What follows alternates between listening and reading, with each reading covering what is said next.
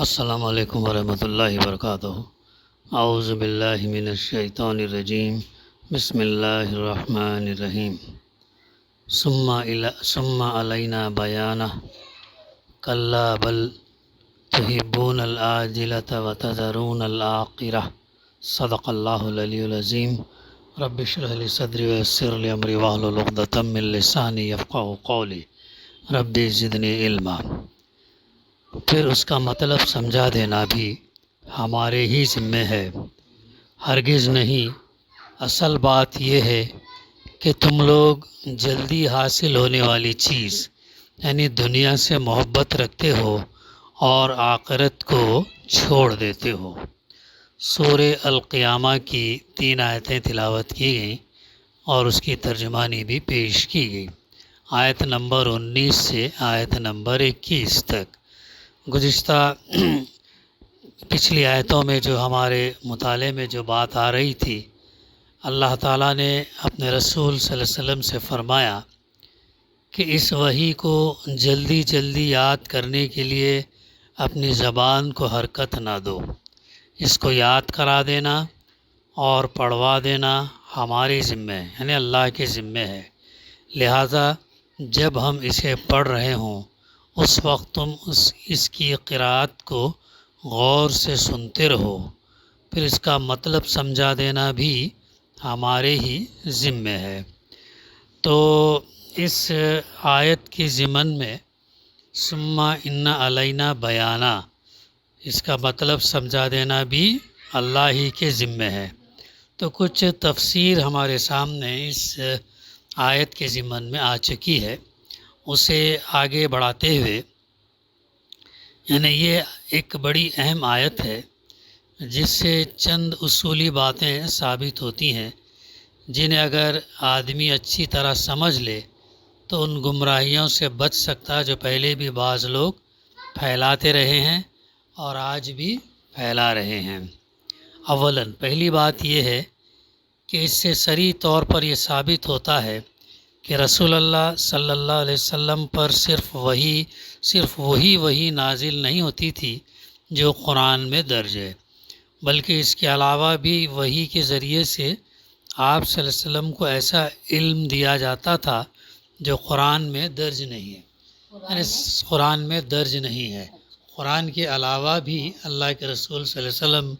کو وحی کے ذریعے سے علم دیا جاتا تھا۔ اس لیے قرآن کے احکام اور فرامین، اس کے اشارات، اس کے الفاظ اور اس کی مخصوص اصطلاحات کا جو مفہوم اور مدعا اللہ کے رسول صلی اللہ علیہ وسلم کو سمجھایا جاتا تھا، وہ اگر قرآن ہی میں درج ہوتا تو یہ کہنے کی کوئی ضرورت نہ تھی کہ اس کا مطلب سمجھا دینا، اس کی تشریح کر دینا بھی ہمارے ہی ذمہ ہے،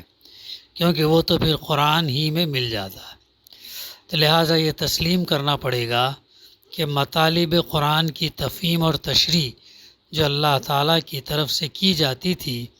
وہ بہرحال الفاظ قرآن کے ما سوا تھی۔ یہ وہی خفی کا ایک اور ثبوت ہے جو ہمیں قرآن مجید سے ملتا ہے۔ پھر اگلا نقطہ، قرآن مجید کے مفہوم اور مدعا اور اس کے احکام کی یہ تشریح جو اللہ تعالیٰ کی طرف سے اللہ کے رسول صلی اللہ علیہ وسلم کو بتائی گئی تھی، آخر اسی لیے تو بتائی گئی تھی کہ آپ صلی اللہ علیہ وسلم اپنے قول اور عمل سے اس کے مطابق لوگوں کو قرآن سمجھائیں۔ بڑا اہم نقطہ ہے یہ، اللہ یہ بتایا جا رہا کہ آپ صلی اللہ علیہ وسلم جو ہے اپنے قول سے، کہنے سے، عمل سے اس کے مطابق لوگوں کو قرآن مجید سمجھائیں، عمل کر کے بتائیں اور انہیں سکھائیں کیسے عمل کیا جانا۔ اگر یہ اس کا مدعا نہ تھا اور یہ تشریح آپ صلی اللہ علیہ وسلم کو صرف اس لیے بتائی گئی تھی کہ آپ صلی اللہ علیہ وسلم اپنی ذات کی حد تک اس علم کو محدود رکھیں، تو یہ ایک بیکار کام تھا، کیونکہ فرائض نبوت کی ادائیگی میں اس سے کوئی مدد نہیں مل سکتی تھی۔ اس لیے صرف ایک بیوقوف آدمی ہی یہ کہہ سکتا ہے کہ یہ تشریح علم سرے سے کوئی تشریح حیثیت نہ رکھتا تھا۔ اللہ تعالیٰ نے خود سورہ نحل آیت 44 میں فرمایا وَأَنزَلْنَا إِلَيْكَ الذِّكْرَ لِتُبَيِّنَ لِلنَّاسِ مَا نُزِّلَ إِلَيْهِمْ، اور اے نبی صلی اللہ علیہ وسلم یہ ذکر کے کئی معنی ہوتے ہیں۔ نصیحت ایک معنی اس کا اہم قرآن مجید کو بھی ذکر کہا جاتا کہ یہ قرآن ہم نے تم پر اس لیے نازل کیا ہے تاکہ تم لوگوں کے سامنے اس تعلیم کی تشریح اور توضیح کرتے جاؤ جو ان کے لیے اتاری گئی، اور یہ اللہ کے رسول صلی اللہ علیہ وسلم نے کر کے بتایا۔ صرف پڑھنا ثواب کے لیے نہیں بلکہ اس پر عمل کرنے سے سمجھنا اور اس پر عمل کرنا، تعلیم کی تشریح اور توضیح کرتے جو ان کے لیے انسانوں کے لیے اتاری گئی ہے۔ تو اور بھی اس کی جو ہے ہم سورہ نحل کے اندر اس آیت کے ضمن میں مطالعہ کر سکتے ہیں۔ اور قرآن مجید میں 4 جگہ اللہ تعالیٰ نے صراحت فرمائی کہ رسول اللہ صلی اللہ علیہ وسلم کا کام صرف کتاب اللہ کی آیات سنا دینا ہی نہ تھا بلکہ اس کتاب کی تعلیم بھی دینا تھا۔ بہت اہم نکتہ ہے۔ اللہ کے رسول صلی اللہ علیہ وسلم کا کام کیا تھا؟ صرف اس کا کام صرف کتاب اللہ کی آیات سنانا نہیں تھا بلکہ اس کی تعلیم بھی، اس کا ایکسپلینیشن، اس کو کیسے پریکٹیکل عمل میں لانا، کیسے اس پر عمل کرنا۔ اسی لیے وہ بات آتی نا کہ اللہ کے رسول صلی اللہ علیہ وسلم کے متعلق کسی صحابی نے پوچھا بی بی عائشہ رضی اللہ سے کہ اللہ کے رسول صلی اللہ علیہ وسلم کیسے تھے؟ تو آپ نے جو ہے وہ سوال کرنے والے سے الٹا سوال کیا، جواب نہیں دیا کہ بہت اچھے اخلاق کے ہیں، بہت نیک ہیں، بہت تہجد گزار ہیں، بہت اللہ کو یاد کرنے والے ہیں، بہت خوبصورت یا چہرہ کا یا بال کا یا اس کی، یہ نہیں کیے، بلکہ کیا سوال کرنے سے والے سے سوال کیا کیا تم نے قرآن مجید نہیں پڑھا؟ کیا تم نے قرآن مجید نہیں پڑھا؟ تو پھر خود اس کا جواب دیے کہ وہ تو قرآن مجید، وہ تو چلتا پھرتا قرآن تھے، قرآن مجید کا نمونہ تھے۔ تو یہ قرآن مجید ہم سے جو چاہتا ہے کہ ہم بھی جب اسے پڑھیں، جب اسے سمجھیں، جب اس کی تشریح توضیح جب ہمارے سامنے آئے تو ہم ان چیزوں کو اپنی عملی زندگی میں ڈالیں، پریکٹیکل لائف میں ہم کو امپلیمنٹ کرنا ہے، جتنا ہو سکے جو ہے ہم اس کو پریکٹیکل لائف میں امپلیمنٹ کرنا، نافذ کرنا۔ اسی لیے صرف پڑھنا سننا ثواب کے لیے کرنا یہ ایسی کتاب نہیں ہے، بلکہ یہ وہ کتاب ہے جو انسان کے اندر حیرت انگیز طور پر تبدیلی لاتی ہے، اس کا حوصلہ بڑھاتی ہے، اس کا ایمان بڑھاتی ہے، اور جو ہے پھر اس کا توکل اور اسے ایک سچی اسلامی زندگی دیتی ہے جو دنیا میں اور آخرت میں کامیاب رہتے ہیں۔ تو اسی لیے اس نقطۂ نظر سے ہمیں پڑھنا چاہیے قرآن مجید کو عمل کرنے کے لیے پڑھنا چاہیے۔ یہ پوائنٹ بہت یاد رکھنے کی ہم کو ضرورت ہے۔ سورہ بقرہ آیت نمبر 129، 151، 164 سورہ جمعہ میں، اور ان سب آیات کی تشریح جو ہے وہ ہم کو اس کی ضمن میں مل سکتی ہے،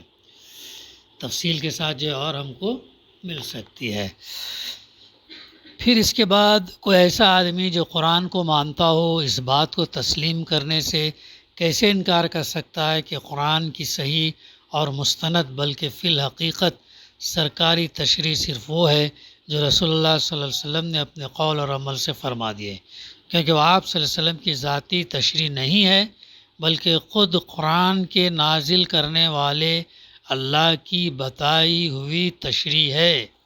یہ ہے اللہ تعالیٰ نے وحی کے ذریعے سے آپ صلی اللہ علیہ وسلم کو چیزیں سمجھا دی ہیں، اس کو ایکسپلین کرا دی ہیں، اس کی تشریح کی ہے۔ اس کو چھوڑ کر یا اس سے ہٹ کر جو شخص بھی قرآن کی کسی آیت یا اس کے کسی لفظ کا کوئی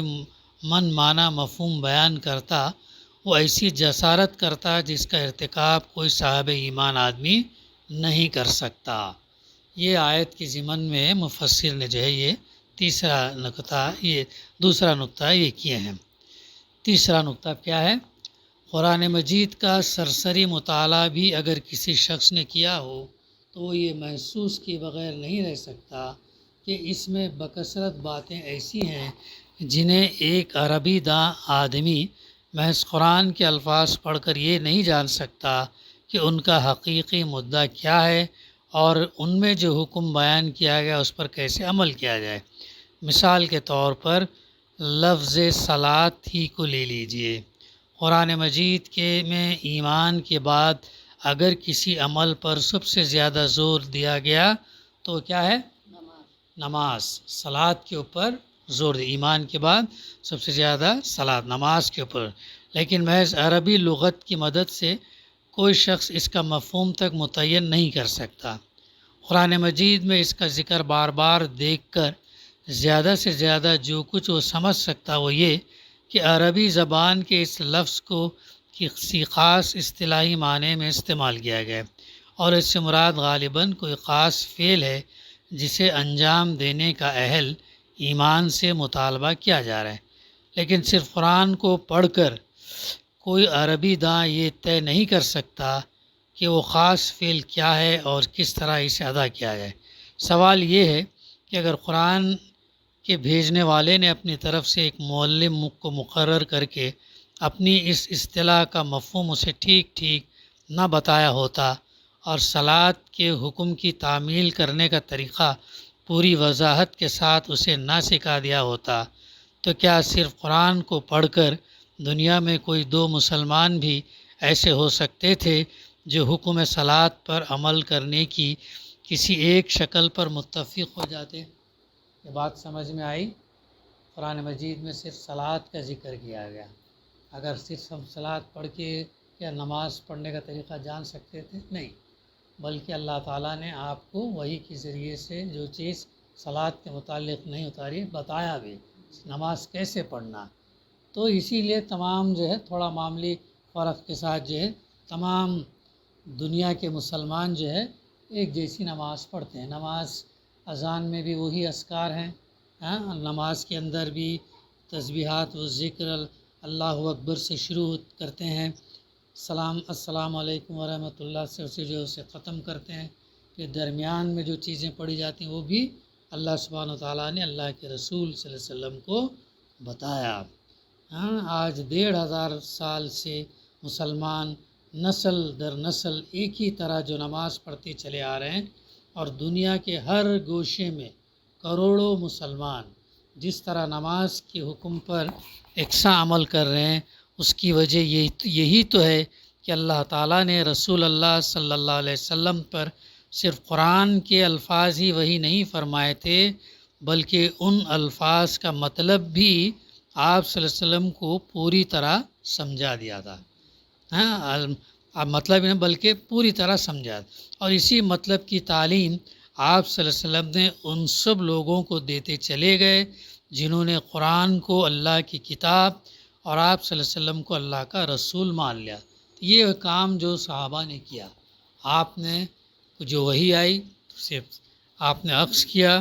پھر اس کا جو نماز کا اگزامپل دیا گیا، اللہ نے پھر اسے طریقہ بتایا اور وہ پھر آپ صلی اللہ علیہ وسلم نے صحابہ کو، پھر صحابہ نے بات کے آنے والوں تک گیا۔ اسی لیے ہم دیکھتے ہیں کہ پوری دنیا کے مسلمان جو نماز پڑھتے ہیں وہ ایک جیسی نماز ہے، ایک ہی